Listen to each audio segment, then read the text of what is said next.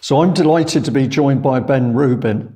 And Ben has already given a couple of interviews to the UKColumn, one to Debbie, and if I remember correctly, the other one to David Scott. So he's been talking about a lot of interesting subjects. And today we're going to have a discussion around a number of things, but our old friend Common Purpose has come back to the surface, and I very much hope that I shall be discussing a bit of Common Purpose with Ben. So Ben, welcome to UKColumn.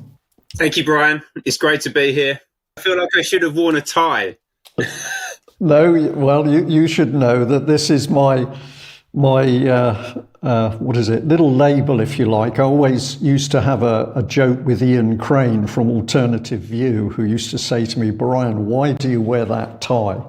And my reply was always the same. I wear the tie because it helps me relate to people who also wear ties, because in my mind, many of those people, if they're in professional positions and professional jobs, are the people that we're trying to engage with. So I do it. It's partly now a bit of fun. But for you, Ben, it's fine for you to be as you are, because that's how we expect our guests to be. So, Ben, I want to throw this back to you, really, because there was some discussion in the background. We thought it was a good idea to do something together, but you were clearly starting to see some things, I'll mention the name again, around our old friend, the charity Common Purpose. And we were able to say there was actually quite a lot to this. So can I ask you straight off, how did you come across Common Purpose, and how did you get interested in the fact that I'd spoken about it? So I've came across Common Purpose relatively recently, and in fact it was down to your conversation with James Delingpole, which I think only came out about 2 months ago now, which I have listened to, I think 5 times actually, which I don't normally do with podcasts. So there was a lot in there, and Common Purpose obviously being one of the main threads.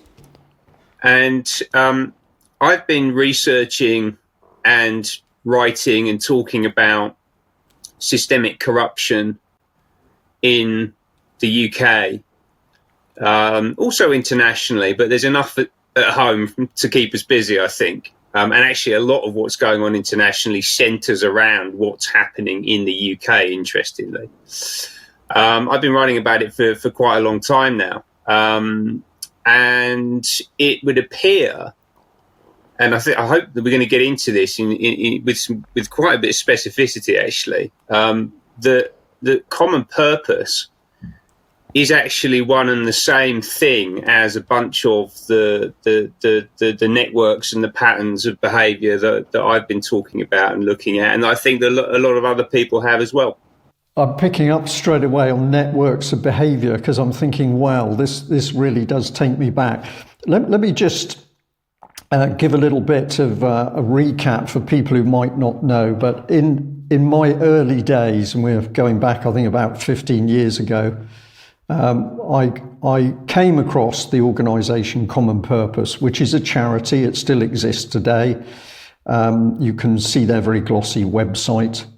It has always talked about changing people and producing future leaders. But for me, in the early days, when I discovered it, I discovered that people that I was working alongside in the business community in Plymouth were involved in Common Purpose, yet I did not know that.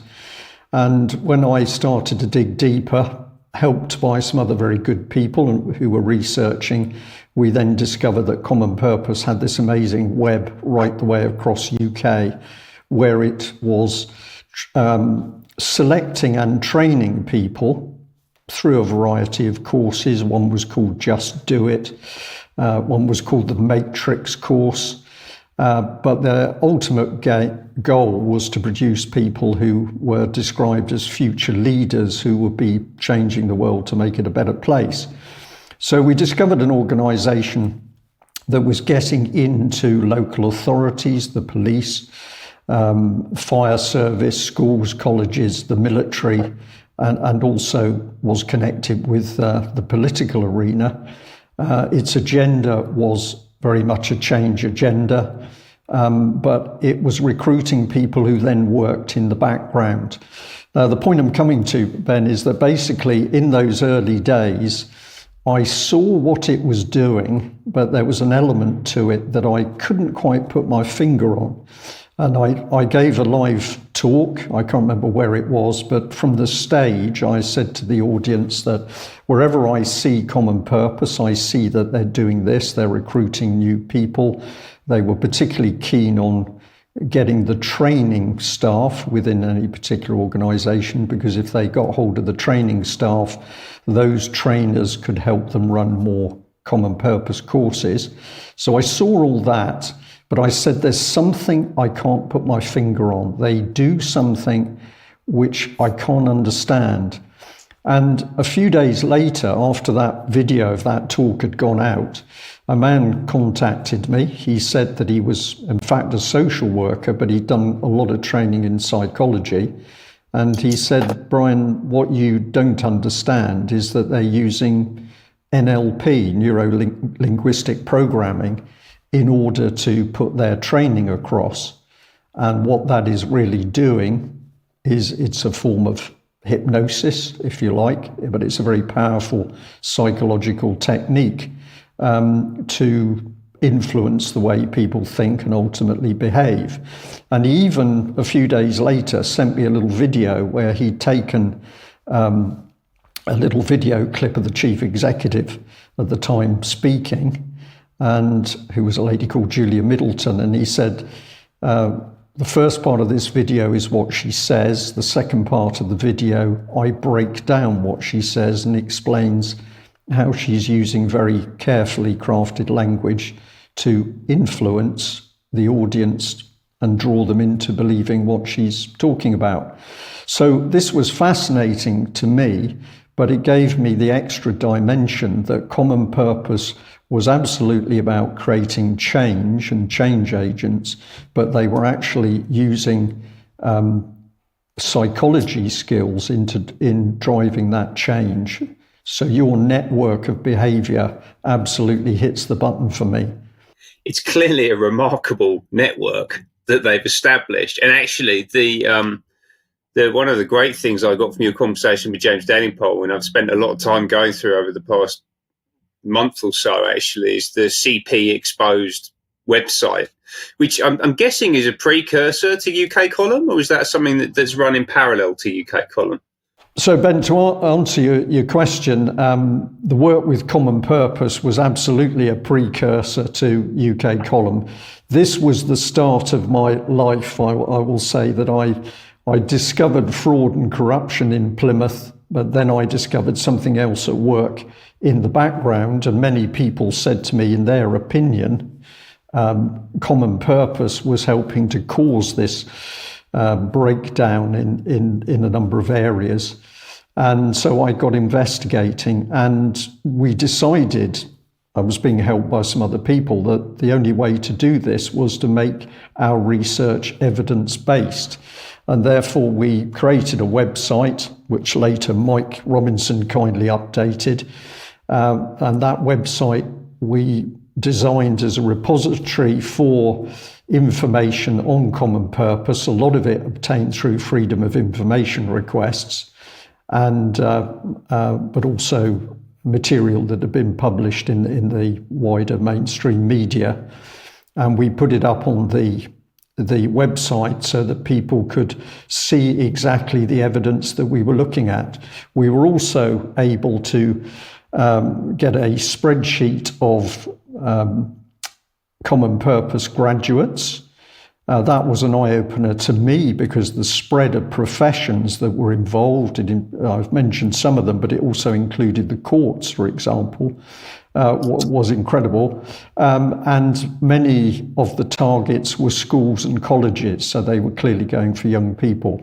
But all of that went up on CP Exposed. The website is still there, but it is stale in as much as it was impossible to keep updating it and keep the UKColumn going. So that should answer your question, I think.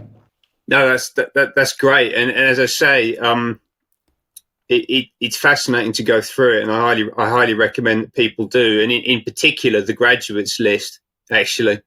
You mentioned a few professions there, but I went through it myself, and there's a lot of people in the NHS, particularly mental health, psychiatry. So vulnerable people, refugee centres, parole officers, people in the prison system, people running large transportation hubs like National Express people, and people running large bus stations and that kind of thing. Really quite remarkable. But the area that I went into in real detail was the consultancies, because I actually, for a short period of time, was a director at EY, formerly known as Ernst & Young, which is one of the big four global audit and management consulting businesses, which is also a global strategic partner of the World Economic Forum. And I've written about that quite extensively on my own blog. And there are a number of names of people who are still very senior inside those organizations, who have been graduates of the Common Purpose Matrix program over the past, goodness, I mean, it goes back 30 years now, actually. I think some of the first names are on there from 1990. So you've actually got a number of people who, even actually back then, this is the remarkable thing, you have people who were partners in those firms 25, 30 years ago who are still now partners in those firms. Some of them have not moved on. Right, so they are very deeply entrenched into those organizations. And I will talk about one or two of these people, because the information that's been published appears to be valid. Like the names on the CP Exposed website came from inside that organization. That was a leak, as I understand it. And the one that I think is particularly interesting, given what we've actually just been talking about, is this gentleman graduated from the Matrix program in 2004. And at the time, he was a partner at EY. Would have been a more junior partner. And that's a name that I actually recognize, because when I was working in the firm between 2015 and the end of 2017, was a very senior partner inside EY in the UK. And actually not just in the UK. He was also the global chief operating officer of something called PAS, PAS, People Advisory Services. And PAS was, at the time, certainly the fastest growing part of EY's business internationally. And so traditionally, a lot of the work that they were doing was about process and finance and tax and quite a lot of technology. They're not a pure play technology specialist like an Accenture, for example, but they certainly do a lot of work with technology. But this PAS, People Advisory Services, was relatively new, but growing extremely quickly. And that was about producing new types of people, new types of employees, getting your people inside corporations to think and to behave in new ways. Now, I think in the context of what Brian's just described, that's really quite a fascinating thing, particularly when you get into some of the other things that EY does and was doing around that time, from my experience. Ben, just fascinating that you've gone into the to look at the graduates, in that detail, and you found a person you know. I can tell you that over the years, a number of people have done this, and some of them were really quite shocked to discover that colleagues they knew quite well were involved with Common Purpose, but they'd never heard anything about it. So your reaction is very interesting. something that is important, I think, to say to our audience is that the names on the database, there are a lot of names there. We're not saying that any of these people are doing anything wrong. So it should not be taken that because somebody's name is on the database, they're somehow bad or they're doing something wrong. And we should also point out that many of the people on the database are actually very young, and therefore at the time they participated in a course, they might not even really understand what it was designed to do. So for our audience, it's wrong to go to the database and be thinking all these people are bad people. I actually look at it and I think that these people are victims because they were being drawn into something that I think most of them were completely unaware of what the real agenda was. And I want to stress this to be fair to the people that got involved with Common Purpose, but also we're talking, we may well talk in some areas about things that we think are against the law or maybe even a criminal offence. And that shouldn't be taken that any of those people are involved with that sort of stuff. What we're really discussing here is the mechanics of what was happening and exposing what was happening and asking questions around it. I think it's an important thing to do, Ben, if I may. But you've mentioned that particular individual, and then you say how interesting because they were involved in another initiative around people designed to change the behaviour of people.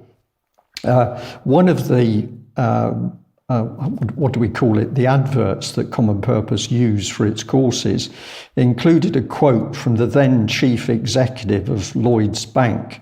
Now, I know it was a lady. I can't unfortunately remember her name at the moment. But one of the things she said is this: the thing about the Common Purpose training is that it challenges every prejudice you have. And I've never forgotten that bit of the quote because instantly it told me that the training had led this lady to believe that she had a head full of prejudices.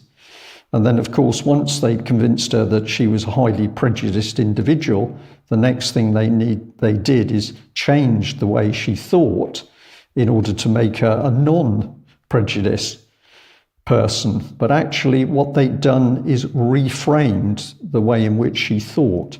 I'll just throw that back to you because Chief Executive of Lloyds was a pretty senior post.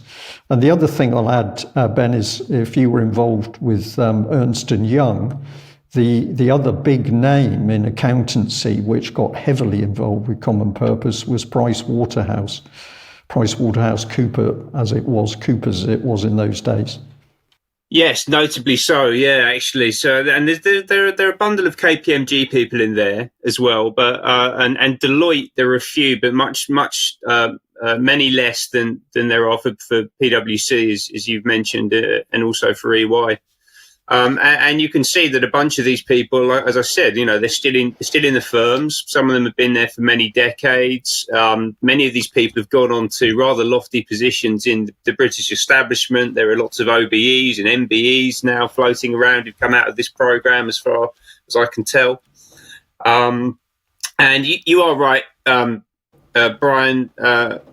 It's important. I mean, and it's not just as it relates to Common Purpose. I think it's as it relates to really everything that's going on around us at the moment. I've written extensively about the World Economic Forum and their strategic partnership program, and there are big advertising networks, and even actually these consulting firms, as I mentioned, that are part of the World Economic Forum partnership program. That absolutely does not mean that everybody who works at those businesses is somehow guilty of participation in a criminal conspiracy. That's not the angle of discussion here at all. It's just fundamentally not true. But the people who run those organisations I believe that they have to be aware. The people at the top levels.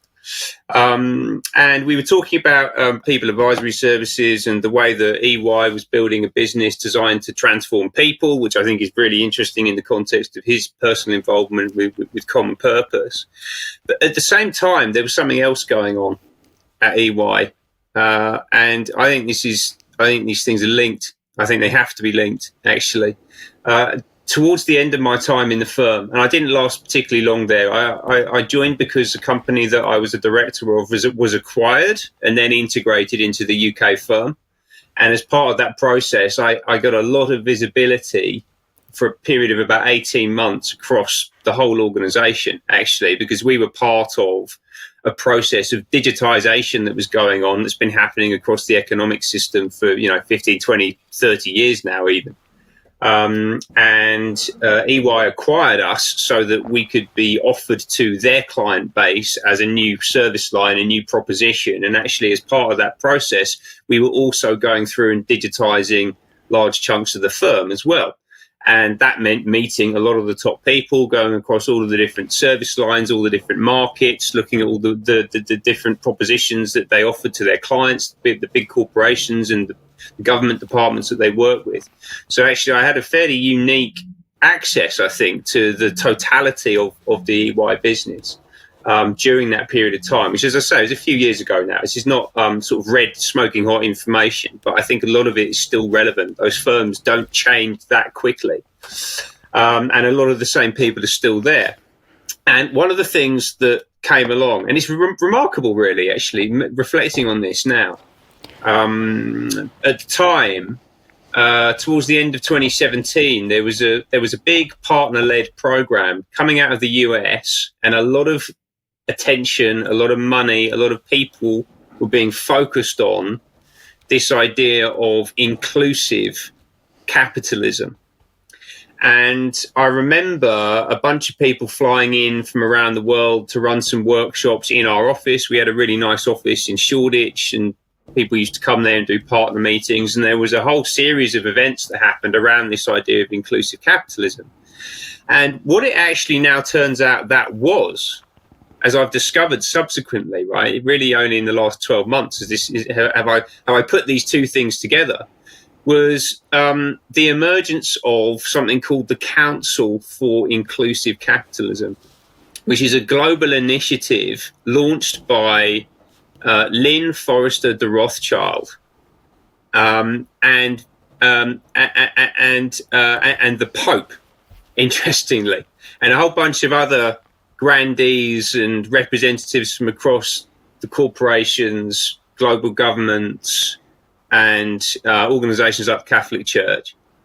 And essentially what they're proposing is very similar to the message that we hear from the World Economic Forum. It's all about public-private partnership, the integration of government and the market, all done under the guise of philanthropy, altruism, inclusivity, equity, all of these words that we hear that are designed to make us feel warm and fuzzy and cozy about how nice these people are. But actually, when you dig into what it actually means, no, it means much more control for them, much more wealth for them, and essentially everyone else being co-opted into their global control grid, their matrix, essentially, right? Which is, it's just wonderful remarkable, let's say, that the Common Purpose Program is called the Matrix, because that's essentially what it is.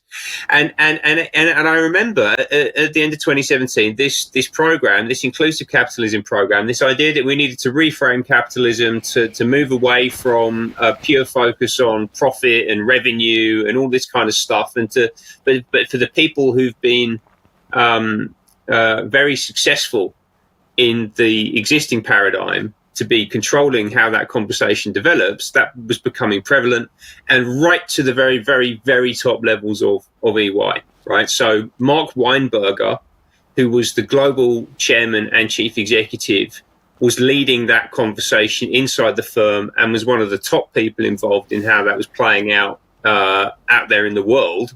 And there are photos of him, Mr. Weinberger, with Linda Rothschild, and people like Mark Carney, for example, former chairman of the Bank of England, meeting with the Pope to talk about this program.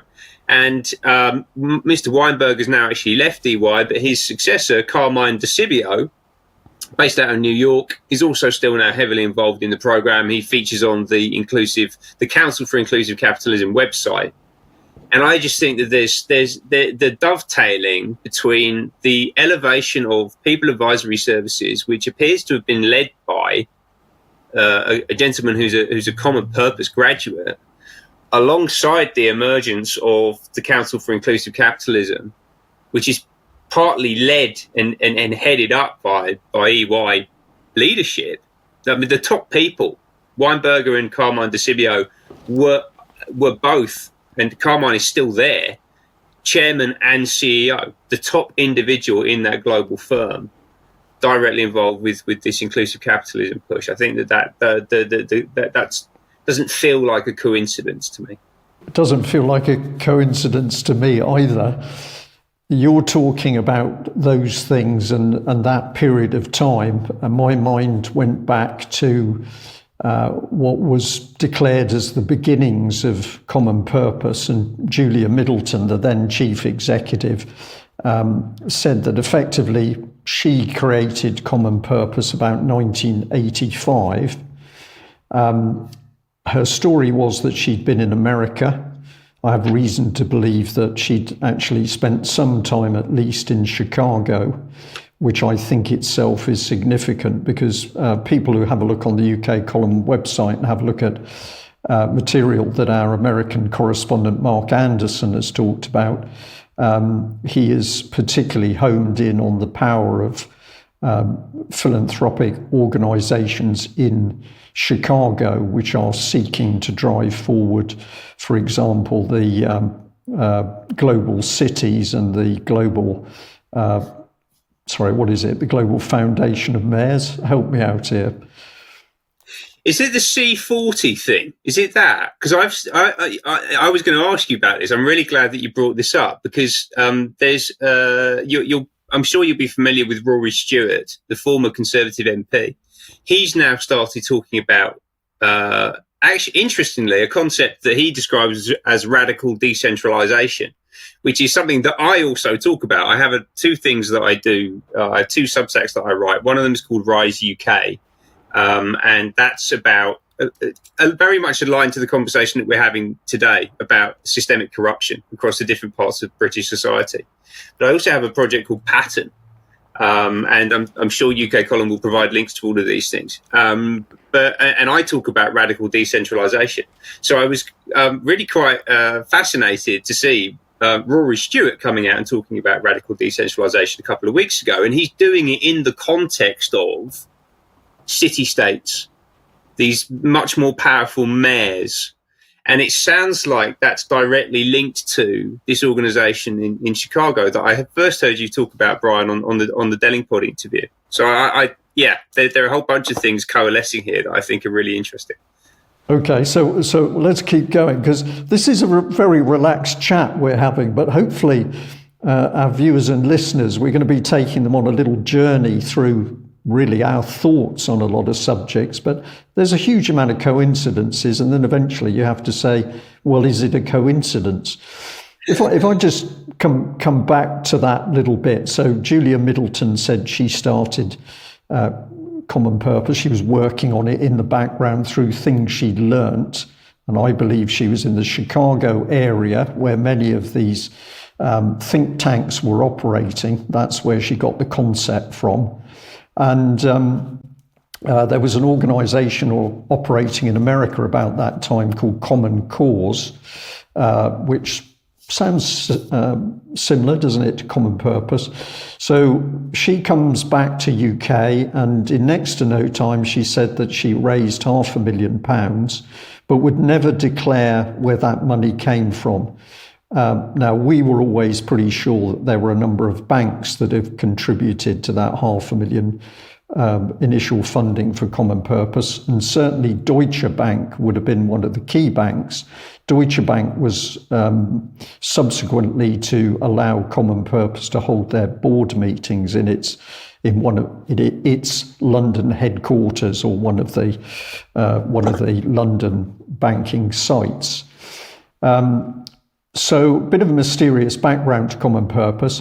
But the other thing to remember about Julia Middleton is she had been working in the Work Foundation another think tank looking at how to transform various elements of the world and people and big business.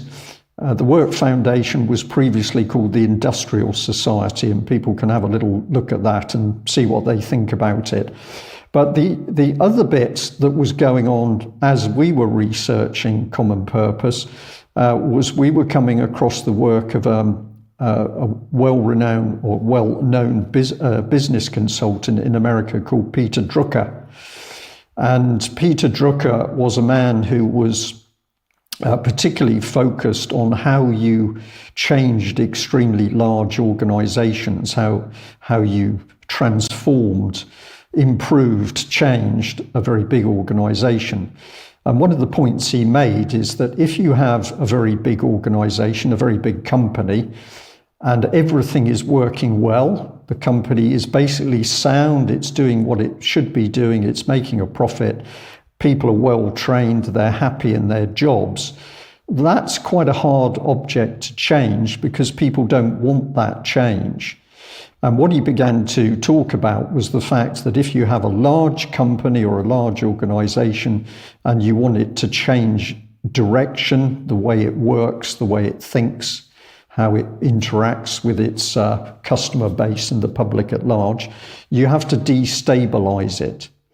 You have to get into it, you have to start to disrupt it internally in order to make it more fluid, and then you are able to start to steer it in the new direction you want. And at this time, we became aware of people who were operating in UK, particularly amongst local authorities, who were openly calling themselves disruptors. And I'll probably have to dig it out. Maybe we can include the clip in this video when we edit it. But we've got a clip of a man talking about doing this process of disruption within one of the London borough councils. So I'll throw that back to you, Ben, because we were also seeing that the early days of Common Purpose were clearly interlaced with the idea of changing businesses on the surface to make them more cuddly and engaging with the public and more philanthropic. But actually, you just started to really feel that they were putting out tentacles to control.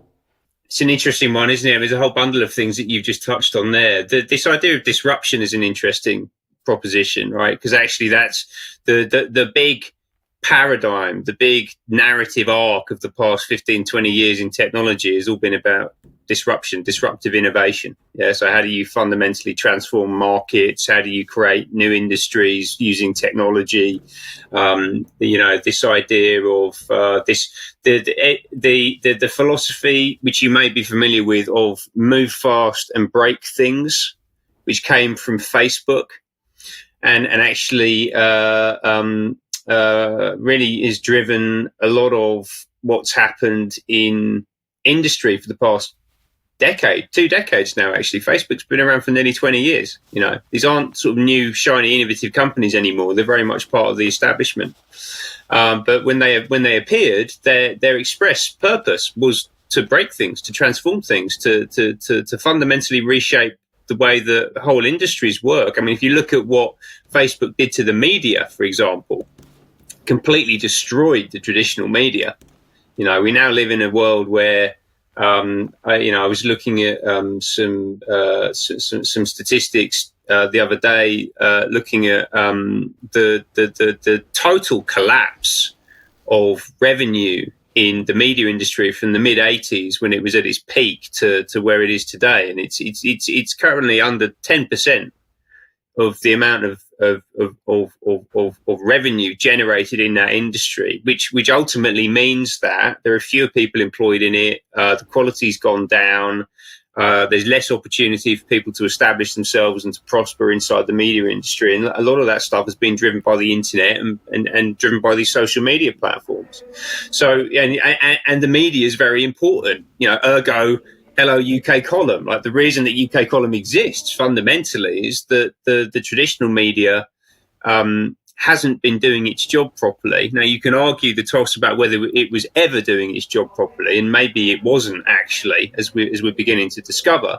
But that job has been made much more difficult to do because of the way that commercial models have been transformed and their ability to, just charge for a cover price for their content, for example. Like all of those fundamental behaviours about how we transacted and funded the information ecosystem that we use to understand and navigate reality, that has all completely transformed over the past couple of decades, and it's been driven by these technology companies. And that philosophy is, absolutely dead center in how this stuff has played out. I think the other thing you just touched on, which is really interesting, is this idea that companies need to be altruistic, and I think that's a relatively not completely new thing, but the manner in which it's being done is a lot more manipulative than it probably was back in the days of I don't know. Let's think about the way that if you go back to the Victorian era, for example, and the way that companies would behave then, and they were very much embedded into communities, right? So the person who owned the factory would live in the community, maybe in a different part with a bigger house or whatever it might be, but ultimately the people that worked for them were around that community, and therefore there was an element of civic duty required of the organisation, of that company, to elevate the living standards of the people that were employed within it. And I think that's a perfectly valid thing for businesses to want to do.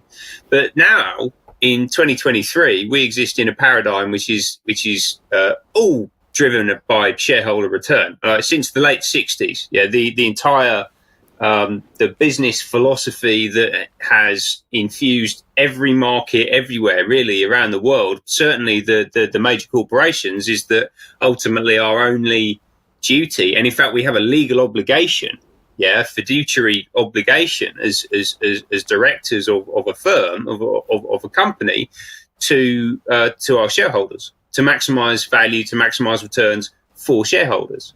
So however altruistic or philanthropic a company will present itself as being, ultimately it is self-interested and is working to further its own selfish ends. And it's really important to understand that context when you listen to people, like the CEO of Visa or MasterCard or Bank of America, or people from the Ford Foundation, for example, who sit on the boards of the Council for Inclusive Capitalism and talk about how the world needs to be a better place. Change is the thread, isn't it? We are describing in our respective professional careers, our life experience, that we've seen this amazing change happening. And you say, did this change happen of itself, or was this change something that was an idea that was then put into practice? And I think, certainly with a lot of hindsight now, we are looking at a program which has been put into place in order to change every aspect of our life. It's to change how we react to the media, how we interact with governments, how we interact with companies, how we behave as individuals ourselves, and how companies behave, what they claim to be and what they say they're trying to do. The theme which comes through is always change. We've, in our dialogue today, have already used the word transformation a couple of times, and this, of course, is one of the key buzzwords now. But we're seeing that somebody, some people are taking us from one state, and we're being transformed into a new state in the way we conduct ourselves and our lives. And I do not believe this is an accidental process. I don't think it's a coincidence that we've got change in individuals and communities and families happening in parallel with changes to the way big companies operate. So the change is something that's definitely created. And very often you will hear people talking about change. Rishi Sunak was giving a talk to camera in front of a pen of sheep the other day. And he quickly said, well, we need to move on with the change. We need to give people, the changes that they want. But of course, what he didn't do is actually describe what the changes were. What are you changing from? What are you changing to? And why are you making that change? That is never declared. And I think the reason for that is that if the truth of the change was to be declared, people would be saying, no, where do I think the change is going? We are being taken from an existing system of social interaction, varies from country to country, but you've got essentially the same systems at work. You've got the same family values at work. We're being taken from that to a world which these individuals, unknown, are saying that you are going to live in a city of, let's throw some words in now. It's going to be a rules-based international order. It's going to be a world that is operated where the power is devolved to powerful city-states. It's going to be a world where you will not own anything and you can be happy. It's a world where trust us, we the government, we the big company, Tesco, Sainsbury's, whatever it is, we will feed you, we will look after you. All you have to do is get up in the morning and exist. This is what I see coming in, Ben. I don't know whether you'd agree with that as an analysis. Yeah, absolutely, yes. It's a global corporate platform essentially, and they even actually talk about it in that language. So one of the things that jumped out at me recently, there's a woman I used to work with at EY who's now just gone over to Wipro, who is also a World Economic Forum strategic partner. And I actually remember, and she's still talking about this topic now of industry convergence. So, and this was a big topic when I was working in those firms 4, 5, 6 years ago. But it's an ongoing process, right? Because we're talking about a wholesale transformation of the entire global system. So it doesn't happen overnight, right? And you need to get people to build it for you. And there's a whole lot of money and investment involved. And, you've got to change people's minds about, what reality should be like. And that takes a bit of time. You've got to neuro-linguistically program them, with these terms like inclusive and equitable and sustainable, and to get them all on board with the agenda. I think you're absolutely right. They want people, and you can see this playing out, right? Like it's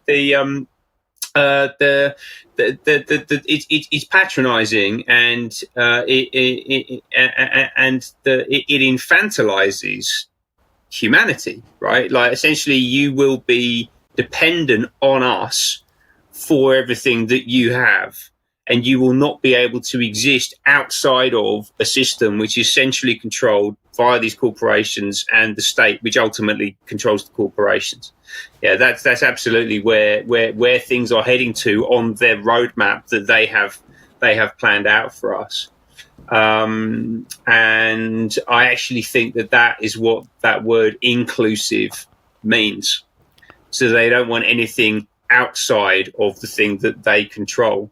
Now, when they talk about inclusive, it's like, oh, no, we'll all come together and we'll all be friends and it will be like one big happy family. And they present it in those terms. But I don't think that's what it is at all. Neither do I. And another term that is used a lot, certainly in UK, is no child left behind, which is always sold to the public as we're terribly concerned about children and we want to protect them and we want to make sure they're nurtured and they have long and fulfilling lives. We don't want any children left behind. But I believe that statement is really saying we don't want any child left outside of the system that we are creating. So I always regard that as a very sinister term. But just to throw a couple of little small rocks into the pond, a bit of history for people. At the time, Common Purpose was spreading its services across UK. I was able to establish that it was working very closely with the then office of the Deputy Prime Minister. That was John Prescott's office. And on one occasion I called. In those days you could actually make a phone call and get through to the actual office.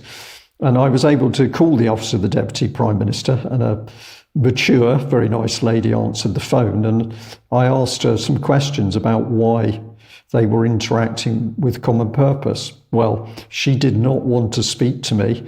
And after a couple of sentences, the phone was firmly slammed down. But that was very interesting for me, because here was this charity that was working from the office of the Deputy Prime Minister, John Prescott. And of course, that was a Labour system. But later on, when Conservatives were in power, Common Purpose was able to be dealing with people like Francis Maude MP and interacting with cabinet level people. And David Cameron not only did a Common Purpose course, but later he was to go to India to help Common Purpose promote its expansion into training and reframing people, young people within the business community in India. That's all on public record. People can find that very easily. But strangely, at the same time, the local communities minister, who was Eric Pickles, he got a bit hot under the collar, because people started to be putting in freedom of information requests and sending letters asking why Common Purpose was allowed to be doing what it was doing, and why was so much public money being spent on their courses. And eventually Eric Pickles made a public statement saying that in his view, no local authority should waste their money on Common Purpose. But the irony was, while he was saying that, David Cameron was operating in India, helping to promote it.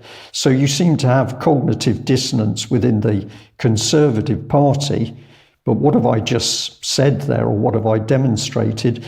We had Common Purpose not only working within the Blair New Labour political system, it seamlessly was able to operate on the other side of the divide, not that I believe there is one, with the Conservative Party. And I'm also going to add to that Eric Pickles was a man who was on public record as saying that people might think he was an unlikely revolutionary, but he was going to completely transform the way UK society operated. And people laughed at him at the time. I think one of the Telegraph articles described him as a pink geisha. They were mocking him. I didn't believe he was a man that needed to be mocked. I believe he was a man who was implementing a very deep political agenda completely out of sight of the UK public. And lastly with this was that, of course, it was David Cameron who announced his big society plan, which was going to completely transform society. So, Ben, I'm going to say to you that I think that when you look back and you look at public statements that were made, these people were actually boasting and laughing at us in their declarations that they were going to change our lives. Yeah, I agree. I think that they absolutely.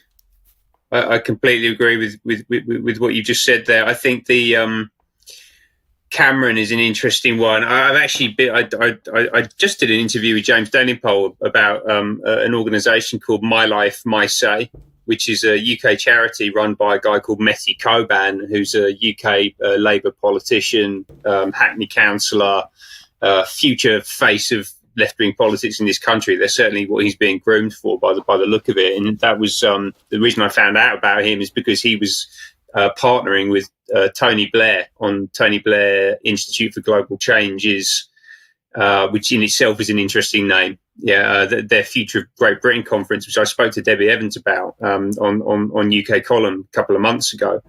And My Life, My Say is a fascinating organisation because it is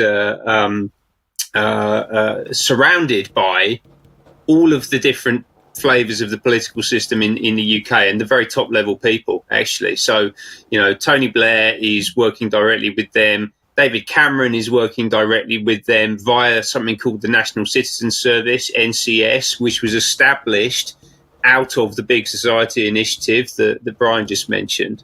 of which Cameron is still chair, by the way. So he established it when he was in number 10, and he's still now the chairman of it, right? So these people, they might leave office, but they don't really disappear. You know, they're still floating around in the background, putting the pieces together for what is essentially, I agree, I don't think there's any division between these people at all. I think what we see publicly is a tightly scripted television program that we're allowed to watch to give us the sense that something competitive is going on, that there's an actual debate, but actually in the background, it's essentially a uniparty, right? And you know, around My Life, My Say, you've got Blair, you've got Cameron, you've got Nick Clegg, you've got Ed Davey, who, as I understand, I think he's still the leader of the Liberal Democrats. They're not particularly visible in the UK at the minute, but he's certainly in there. You've got David Lammy in there. You know, all of these top level politicians. And interestingly, the launch event for My Life, My Say, which was held at the Mayor's office, hosted by Sadiq Khan back in 2021, was called the Common Futures Forum. So you then have that word cropping up again: common futures, common purpose, common cause. Yeah, it's just, I see this as coded language, essentially. And I think would you view these words, Brian? So I think, you know, we've talked about a few, so common, inclusive, equitable, sustainable. Is that the neuro-linguistic programming at play? Is that what those words are? Do you think that falls into that category? I certainly do, is the answer to that, because if you change language, you change the way people think. And what they're doing is seeding language with words which they are attaching particular meanings to. And then when people use the words, effectively they spread that meaning, whether they realise it or not. A word which has annoyed me intensely for many years is the word cohort, which in my early days, in my early professional days, I never heard that word. And it was only when the European Union got on board that when it was talking about groups of people or people coming through on a course, the numbers coming through on a course, it would use this word cohorts. It would also use the word competencies, which was never a word that was used in the English language in that sense. But by using these set piece words and repeating them over and over again, you are restricting people's vocabularies, and you are ultimately starting to restrict the way they think. I'd just like to throw in here, because Ben, you mentioned NLP again. And I'm going to say that subsequent to following on from the social services man talking to me about NLP, I was eventually able to talk to a lot of highly qualified people in neurolinguistics, and I learned a lot from them. Now, perhaps understandably, a lot of them were quite defensive when I sort of suggested that maybe their baby was being used for purposes that were a little bit suspect. So some of them were quite defensive, but some of them were very helpful. So one of the things that I was told was that if you have a group of people in a room and you use neurolinguistics on them, which you could do through a video or the spoken word, or even in the way written material is delivered to them, you end up with a bell curve. So some people you have quite a profound effect on, and then the wings, there may be people that really you don't have any effect on at all. And one of the things that I learnt from talking to people about this is that if you describe this problem of the use of applied psychology in order to change the way we think, people who are intelligent very often will sort of say, well, I'm too intelligent to be caught out by that. But the reality is that people who are intelligent and have open, inquiring minds are actually quite susceptible to these techniques, where perhaps the man who spends his whole existence in the pub talking football and having a few pints might be actually harder to get inside his head. But these techniques are real. And how can I prove to people these techniques are real? Well, in 2010, the UK Cabinet Office released a document called Mindspace, Mindspace, and you can find it easily if you search for it online and put .pdf, so mindspace.pdf.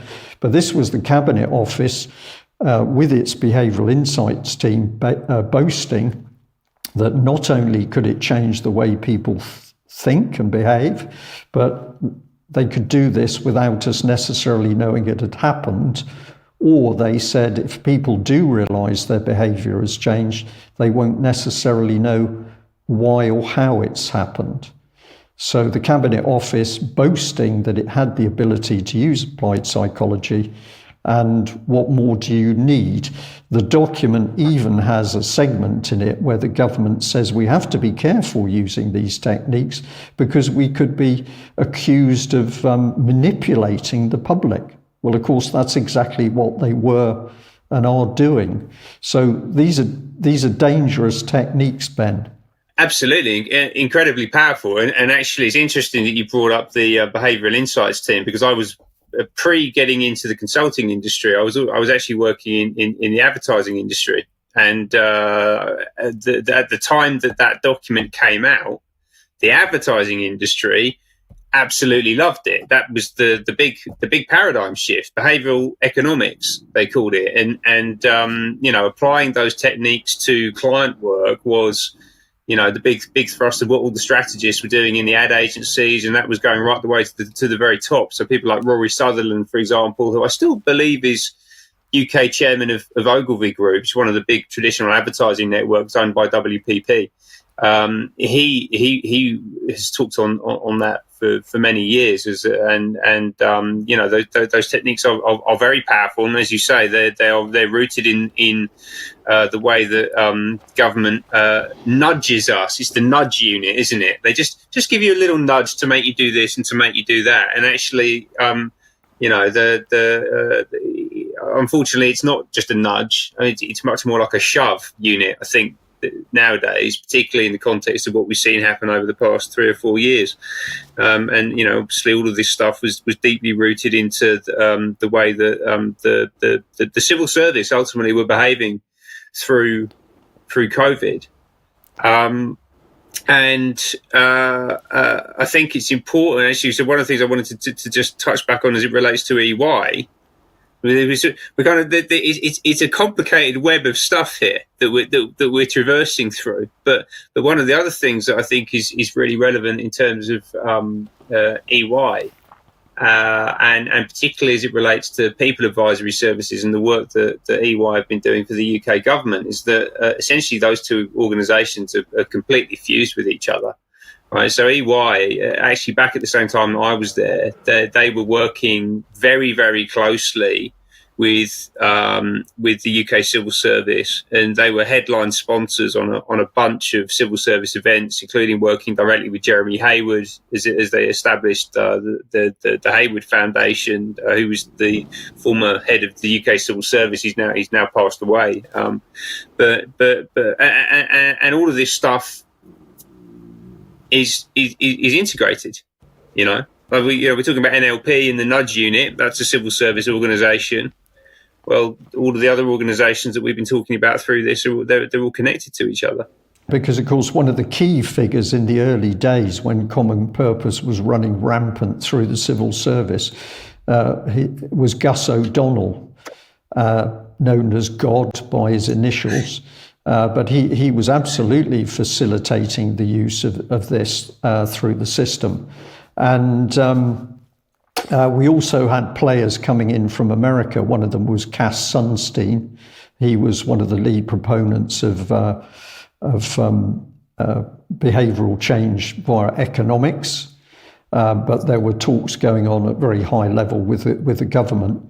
And then we, the UKColumn, were also able to discover that there were Cabinet Office meetings going on using French psychological experts One of the gentlemen used in meetings, which were secret until we took the lid off them, was called Oliver Willier, and he was the lead psychological advisor in the French president's office. But they were calmly holding meetings behind closed doors, completely out of sight of the public, where we were discussing with the French how we were going to use applied psychology in a political sense in order to get the change political agenda through. This is really incredible stuff, and it's so dangerous because you say, at least in Nazi Germany or in Soviet Russia or even communist China, you could see the propaganda. It was in your face. But what these people were talking about was a very devious form of propaganda, whereby people's minds were being attacked directly, and they wouldn't even know about it. It's fundamentally evil, I think, and I think, if I remember correctly, like one of the things that you talked to James Delingpole about was this idea that there is an othering process that happens as people go through these courses and their worldview is shifted and manipulated. It's that essentially the mass population is basically there to be controlled and to be manipulated, and that somehow people inside the civil service or inside these big firms, and having been in there, I actually can understand, I saw the mentality firsthand, is that general population are an asset to be controlled, and they aren't even really people actually at that point, right? And in the corporate world, there's this fascinating term that really is the ultimate dehumanization of the individual, right? Which is that you aren't really a person anymore. You're a revenue generating unit. You're an RGU, and that infects absolutely everything. Well, Ben, what's my response to revenue generating units? I haven't actually heard that one before, but it sounds particularly horrible. What came into my mind instantly was the change from talking about people in your company or the workforce or the personnel, that would have been the military term. We suddenly started to talk about human resources, and I always found that a particularly creepy one. Yeah, human resources. That is an interesting one. That was already in place when I got into the workforce, so I wasn't aware that had even changed actually. So that's an interesting build. But even just the fundamental idea that we're all consumers as well. You'll no doubt be familiar with that term. Yeah, so we don't talk about human beings or citizens or anything like that. No, we're just consumers now. So we're consumers who are generating revenue for corporations, and all of the nuance and the complexity and the depth and the humanity is just stripped out of it constantly. It doesn't even figure in the conversation. Yes, I agree with that. I think that's exactly where we've got to now. And of course, this is a very critical point, because the moment you strip out humanity, what are you actually left with? The minimum that you're left with is a very cold, heartless world, because people are not behaving like human beings with love and compassion and consideration and empathy and sympathy. People are starting to behave more like machines. And I do not think this is accidental. I think that this is very much part of conditioning of people to improve, as they would say, improve the way people interact with machines or computers. And that's a precursor to the next stage, which is the fact that you're going to be starting to link human beings into machines. That's certainly what's being discussed, right? This Musk is talking about this Neuralink concept, where apparently we're going to all be wired up to the AI, and it just sounds terrific, to be honest with you. That's that.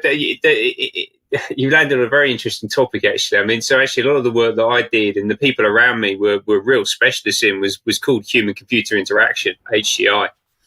So that was a big part of what we were doing. Actually, was understanding how to get people to interface with technology more in a more I want to say efficient, but I don't think it's just about efficient. I think let's call it natural. Like, how do you make it a more natural interaction for the human to interface with the system? Essentially, it's a lot of what we were doing, which is important if you want to interface with a piece of technology. It needs to be usable. You need to be able to actually interact with it.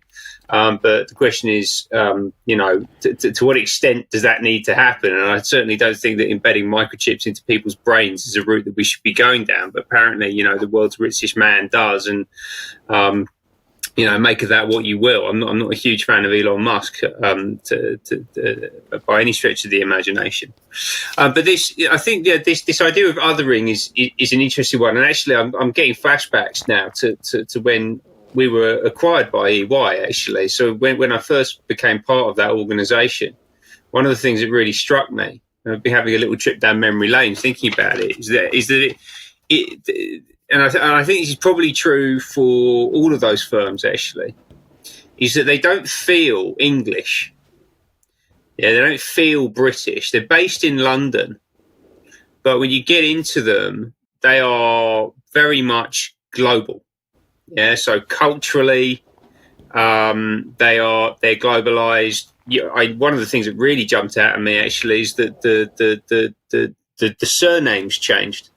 So actually, you had a much more ethnically diverse workforce in these global entities than you did outside of them, and I'm not saying that's necessarily a bad thing, and I enjoyed working with a lot of those people, but they were very much of the firm and of a global worldview and a global mindset, and very much sort of less of the nation state of which they were ultimately part. And I think that again, like these working with people who don't have a particular tie to the nation that they're in or the populace that they're ostensibly there to serve is actually a really important part of being able to implement the things that they've been implementing, and also because they don't have any kind of cultural ties to the way things are done. Right, and actually, a lot of what's talked about now, I mean, you're seeing this with what Tony Blair Institute we have been talking about over the summer. But I've also been looking at a lot of the events that are happening to talk about the future of the civil service. And this idea that we don't need anything that's British or English. We could just import it from somewhere else. We could bring it in from Estonia, for example. Because Estonia has done a great job of digitizing public services, and therefore, so the hypothesis goes, we could just wholesale import a whole bunch of the things that they've created and implement them into our system, and that will be a fine thing to do. And there's no debate about whether that's appropriate or something that we should be progressing. And I think that it all comes from this mindset that it doesn't really matter where you are, everything can be done in the same way as it's done elsewhere, and there's no kind of attachment to heritage, history, culture, the way things have been done here for centuries. It's dismissed out of hand. This is certainly true, that this bond with a national identity they've wanted to break from a very early age. If I go back to common purpose, one of the expressions that they used to use was getting people out of their silos. So if you were thinking in the way that you were happy with the colour of your skin, you were happy with your country, you were happy with your national identity, Common Purpose was working to break down those boundaries, to get people thinking outside the box, get them out of their silos. They eventually polished up the language to start talking about cultural intelligence. And the upshot of this was that you had to be exposed to other nationalities in order to be properly intelligent. If you were quite happy working in your own country, in your own firm, with the identity that produced, that was not okay. You had to be educated to get this new cultural identity. And why would they want to do this? Well, of course, because we're being pushed very quickly into a global system where the technology means that you can be talking to somebody in Germany or Switzerland or Italy, wherever it is, at the press of a button. You've got these global companies which can suck in a workforce from many different countries. What is all this doing? It's breaking down the national identity. And I think this is one of the things they are still very worried about, that there are people who, whatever the colour of their skin, the people still identify with the country of their birth. If you're of Indian origin and you're living in UK, you can be here in this country, but there's something inside you which still says, I'm Indian and that's where my roots were and that's where my great-grandmother was. So it can happen for an Indian person or West Indian or a white person, but they don't like this because the national identity is an identity which automatically jars with the idea of creating a global village and a global workforce. That's how I see it. And we get a clue to this by, I quoted him many times recently because we've been reporting on problems with migrants in UK, but Mr. Sutherland, Peter Sutherland, who was the UN's ambassador on migration, he died 2 years ago or 3 years ago, I think, but he was on public record as saying, we, the UN and its agents, we need more mass migration to break down the homogeneity of nation states. Well, I mean, he said it, so we don't even have to guess at what the agenda was.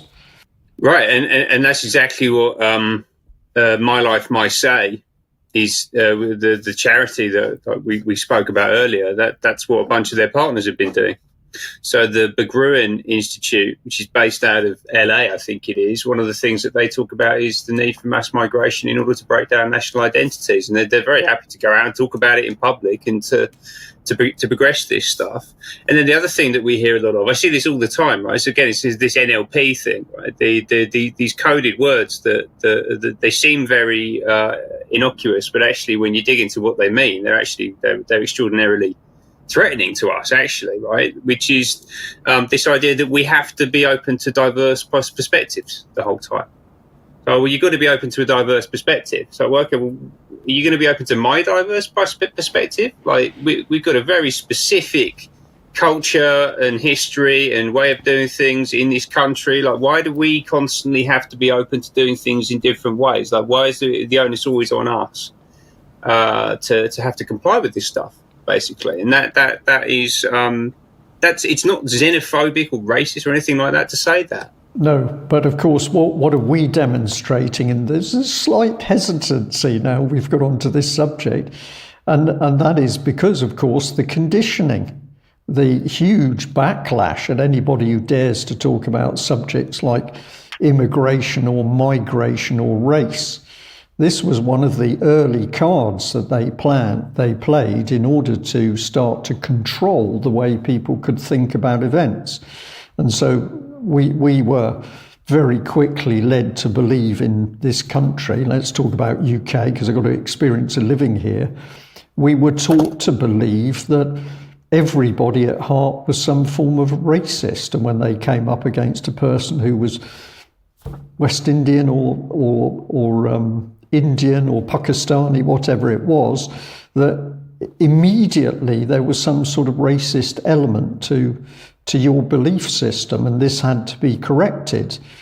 And we saw the huge pressure put on the population that you had to be very careful in the language you use and what you said if you were to raise any questions about what was happening with immigration and migration. So that early conditioning was very easy to see.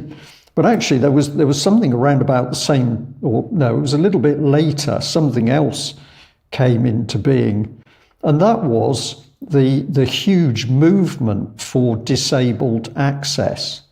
So we went as a country that was living with disabled people, and the hard realities were there were places that disabled people couldn't easily go, particularly if they were in a wheelchair, for example. But we were living in a society that accommodated disabled people and looked after them and loved them and cared for them. But no, we had to do more. Every building had to have disabled access. We had to have special doors. We had to have lifts. We had to have procedural manuals about how we dealt with disabled people. This was all thrown at the public for years.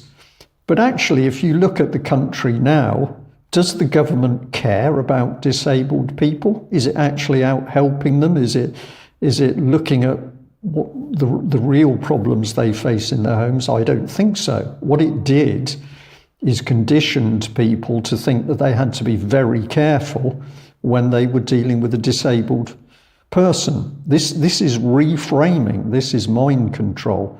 So we had the immigration was used as the basis for mind control, brainwashing. We had disabled people as well. And for me, looking back, it's obvious what they were actually doing at this stage.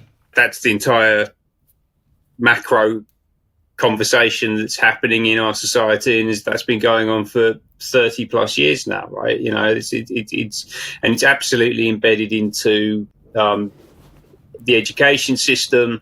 That is the ideological narrative that our children are immersed in from a very early age. It runs all the way through secondary, tertiary education. It's across all of the corporations. It's in the media. It is all pervasive, and I think that it's you know, it preys on people's good nature and empathy. And it's an extraordinarily manipulative and cruel thing, actually, ultimately, to inflict on us. And the other bit we can add with this, of course, is the creation of the war between men and women.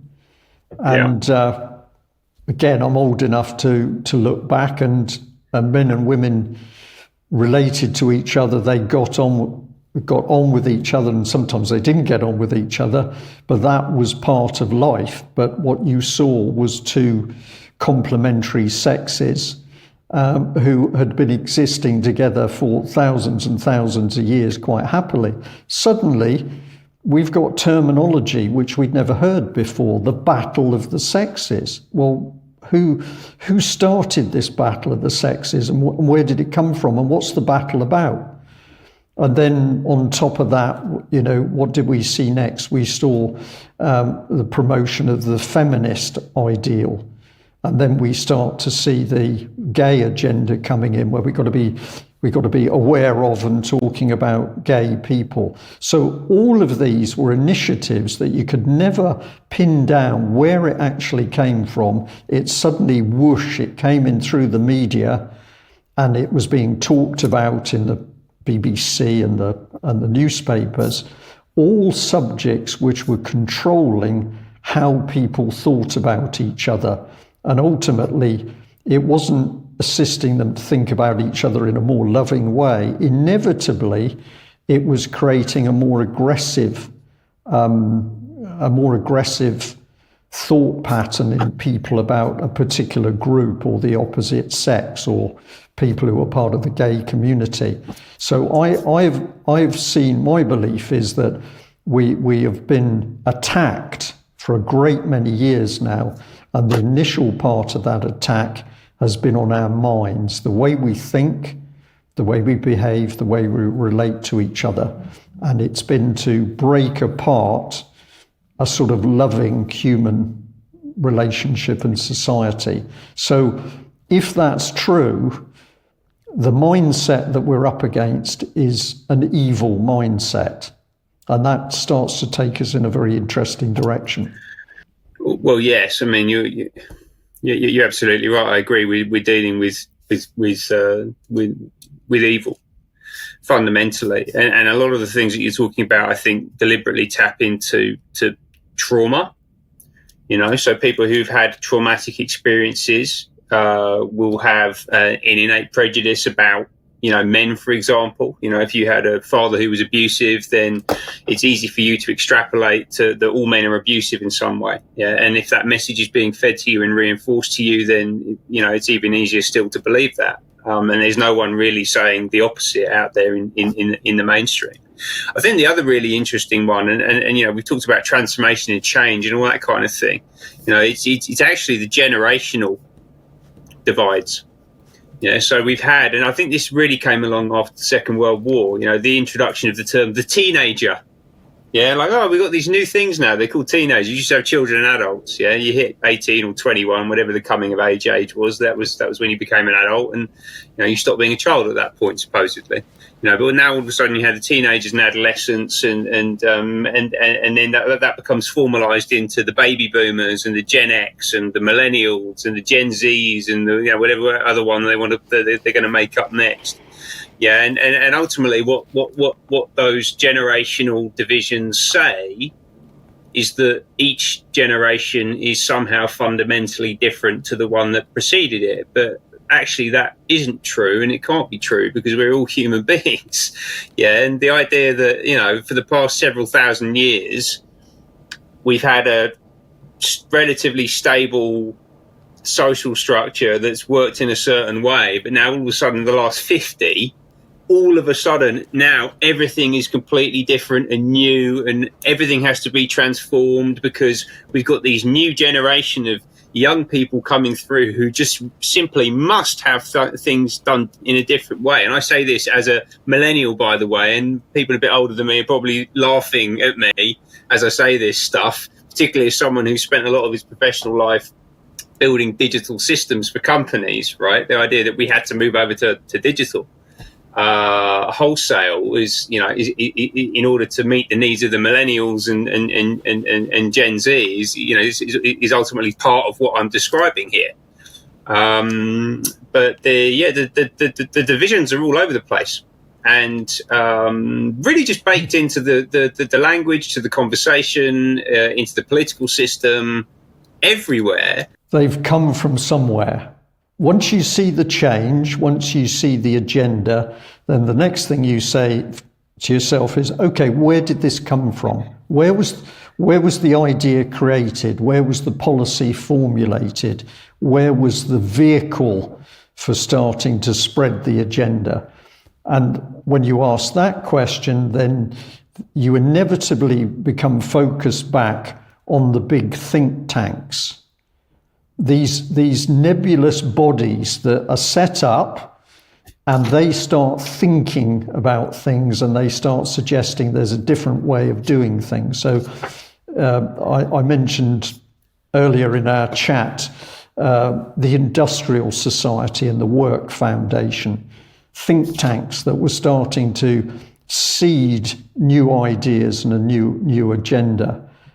We've got the big foundations where inevitably, if you go and look at their websites, they will claim that they're philanthropic and they've got the best interests of mankind at heart, and they're using money from big funders, the Ford Motor Company, for example, in order to help mankind progress.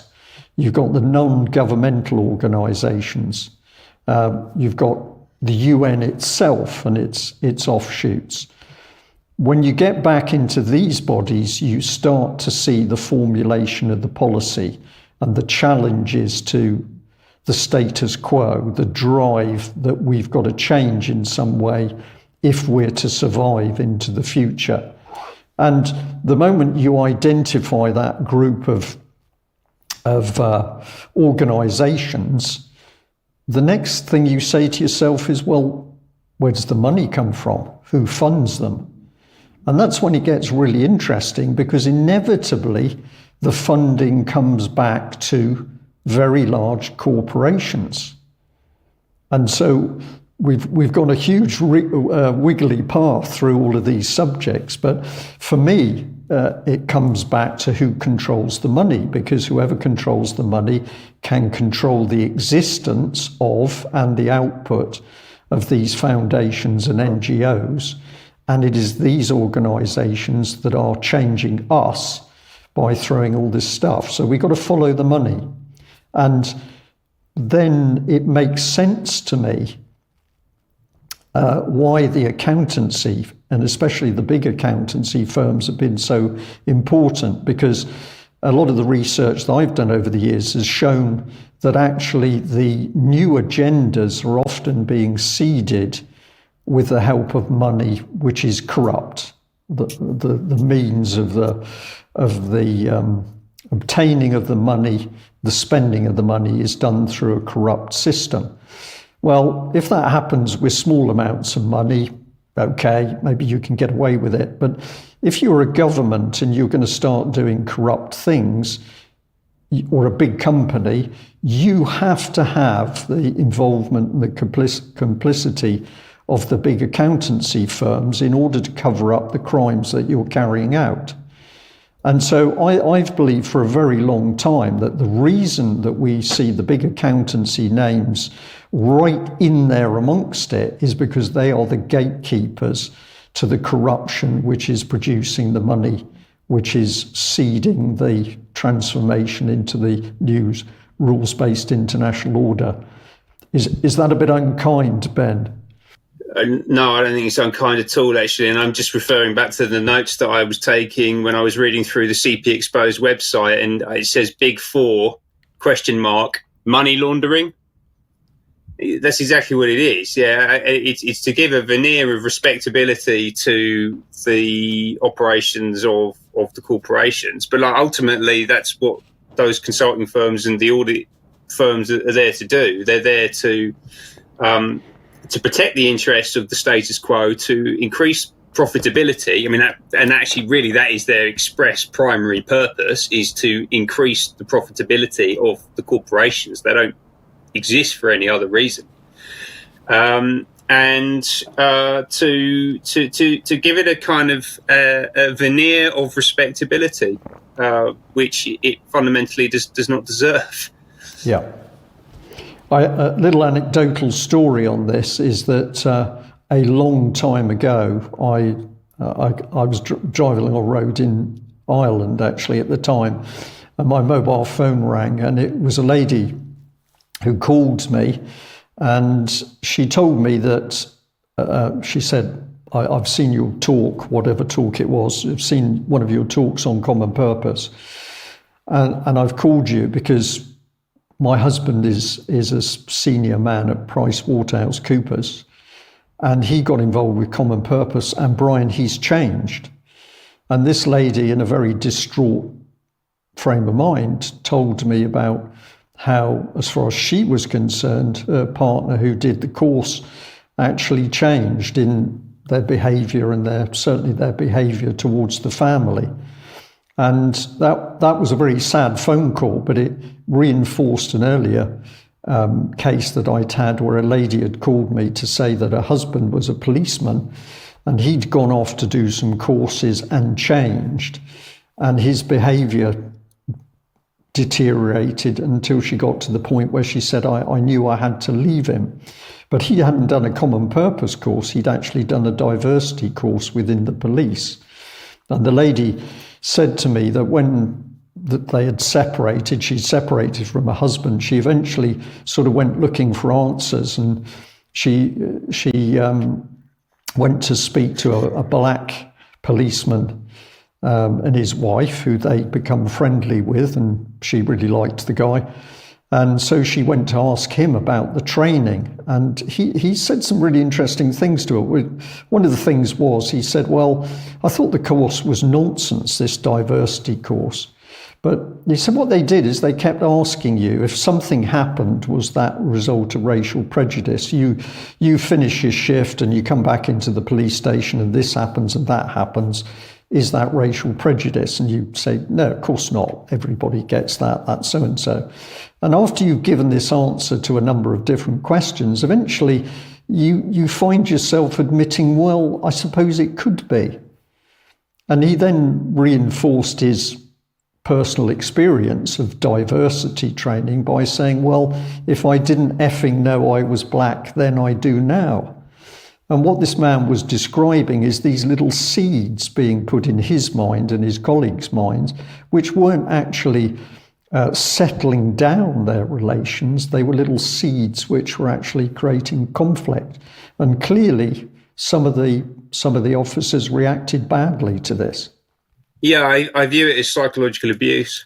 I think that's what it is, and I think it's happening systematically. You just talked about it in the context of race, but I think all of the different divisions that we've been discussing, whether it's gender, sexual orientation, generational stuff, whatever it might be, essentially the system, and there is a system, and it is controlled by a small group of people, has been set up to psychologically abuse all of us, actually, because these divisions are not good for anybody at all, apart from the people at the top. I think that's a really useful way to understand it. And you've talked about behaviour change. There's a Christopher Hitchens quote, which I'm going to get wrong, but he talked about it. He talked about religion, and he said it takes religion to get good people to do bad things. And I actually don't agree with his beliefs on religion anymore. I used to be a big Hitchens fan, and he's still a very smart man. He's obviously dead now, but he's still clearly an intellectual force to be reckoned with. But I also think that the same thing is absolutely true of corporations. And when people end up in service to corporations, which are independent entities, they're distinct operational units that exist within society but are separate from society, and they act within their own self-interest. If you work for one of those, then you become psychopathic. Like it creates a division between you, who is aligned to the corporate interest, and everything else, and from the revenue generating units or the human resources that exist around the corporation itself. And that does change people. It removes an element of your humanity in a really profound way. We're driving towards this high-tech stuff, but actually what it's doing is stripping away the human enjoyment of interacting with somebody in a shop, buying something you like, and having a bit of a laugh with the staff, because you're both human beings. Goodness me. I'd love to know how much money Currys are spending on their customer experience every year in order to deliver that bag of spanners that you've just described. But that's the rules-based order, ultimately, right? People, there's a term that I like to use, which is that code is law. So like the technology, the digital technology, like these computer programs, when they control a process, that is law, essentially. And you can extrapolate that up all the way through the system. So when all of these systems that they're building, they would like to build, have been implemented, then, your trip to Currys will be par for the course across every single part of society. And it probably already is, if we're being honest. Let's try and focus this in a bit for our audience. We've described change in all sorts of areas and transformation. And it's very clear that a lot of stuff is being changed very quickly around us. We've described organisations that are driving, the foundations and the think tanks and the NGOs that are driving the change. They are using some pretty powerful and evil techniques, of which behavioural change and applied political psychology, that's at work. We know that this can only operate with money. And of course, if we're dealing with big global corporations, we're dealing huge sums of money, very often bigger than the GDP of a small African state. what else have we got happening? We've got a mindset, an ideology that's coming with this that doesn't seem to be friendly to human beings. So my question for you is, what are we actually up against? What is driving this change that is now utterly controlling us and corralling us into a new world? I think it's demonic. Actually, I mean, that's where I've ended up on this stuff. Like, I actually think that what we're dealing with is satanic. It's evil, and the people that are representing this stuff on Earth are progressing a satanic agenda, whether they realise it or not. But that's ultimately what it is, And our defence systems, our spiritual defence systems, because that's really what they are, right? If you read the Bible, for example, essentially that's a big, long book about humanity. It's about people. It's about our ability to do really good and really appalling things to each other generally. And I think ultimately that's what this ladder's up to. And I think that the people at the very top of the systems, particularly when you get into the elevated positions of global banking and the big investment funds and places like BlackRock and Vanguard and places like that, like fundamentally the people that run those, they're satanic. And you can and within that they detest humanity. And as difficult it is for a lot of people to really get to grips with, because they don't understand the mindset. They really don't understand the mindset. Is that the people at the very top of this, they are actually out to destroy everything. Yeah, that's the end game here. Yeah, it's the destruction of creation itself. Yeah. Well, I don't have a problem with what you've just said, because I'm going to say my journey over all the years that I've been doing this has absolutely taken me in that direction. When you start to see, across a country's policy or across a corporate policy, things being done which are wicked. They're not only criminal, they're actually wicked, and they are hurting people, very large numbers of people. You have to say that there's a mindset here which is wrong. And you can then go down the direction you say, well, these people are psychopaths. And I think there's been some pretty good studies done to say that the large corporations are particularly good at drawing in people who are at least sociopaths. Some of them may well be psychopaths, but the corporate structure draws in defective people, because you need these cold, ruthless people to be the chief executives and the board members of big global firms. But on top of that comes something else. You see people, they're not behaving in a way which is normal.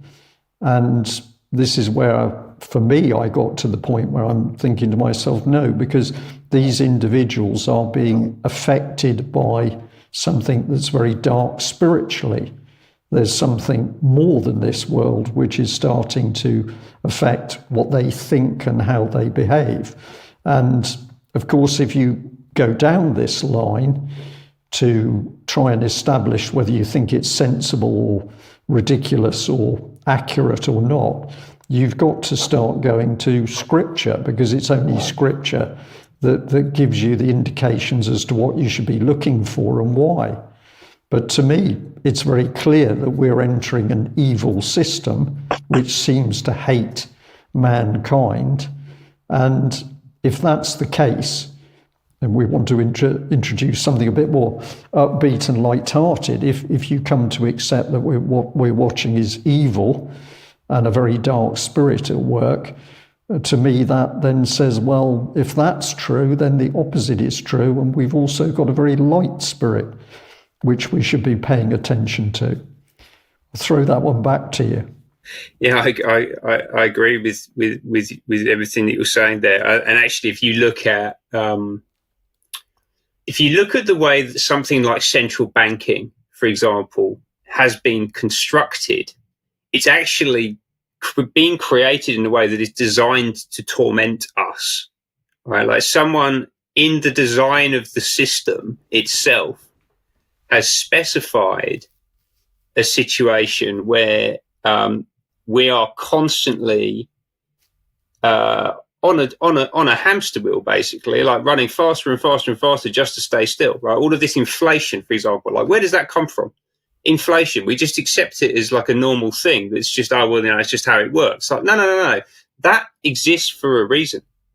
Right? Inflation doesn't have to be there in the financial system. It's been put there by people who want to control humanity, but to do it in a way that is extraordinarily manipulative and it's based. It's a bit like purgatory. They've actually constructed something that is like an elaborate way of torturing us.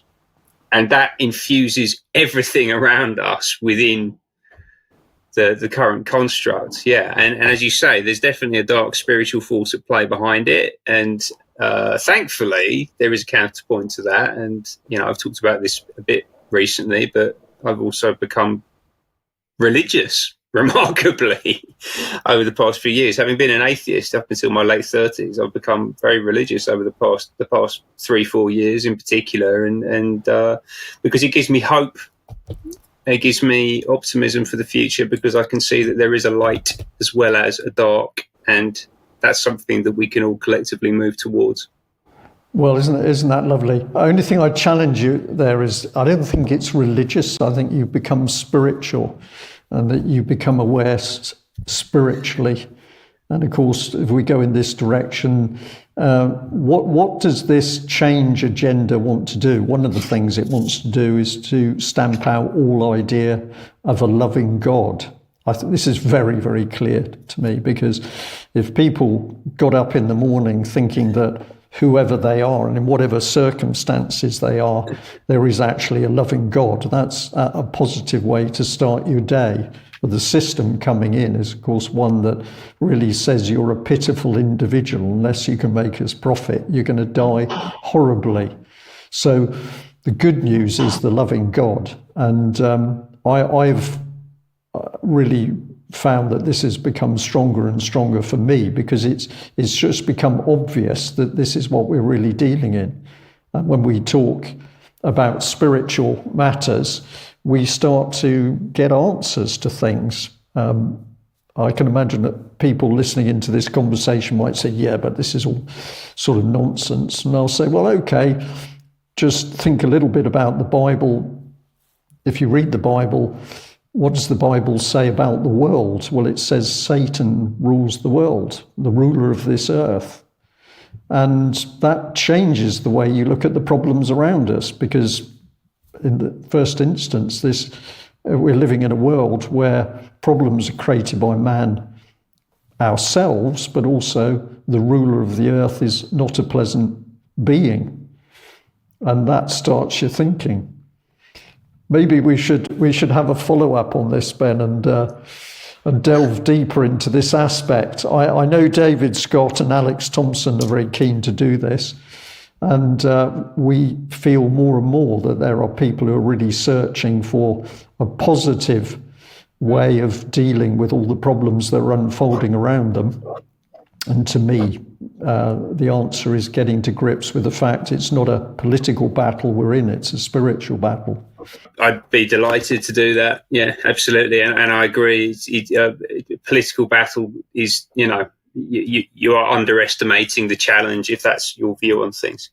Ben, I'm going to say it's been fascinating to talk to you. I'm really sorry that it's been a little bit bitty. Unknown to the audience, we've had to have some breaks during this, but it's been fascinating.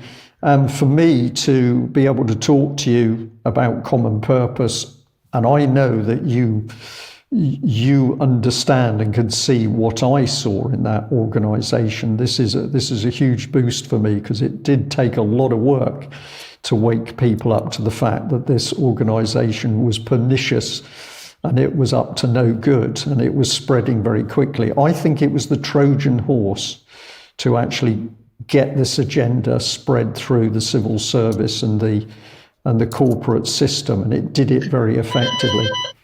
But let's end there.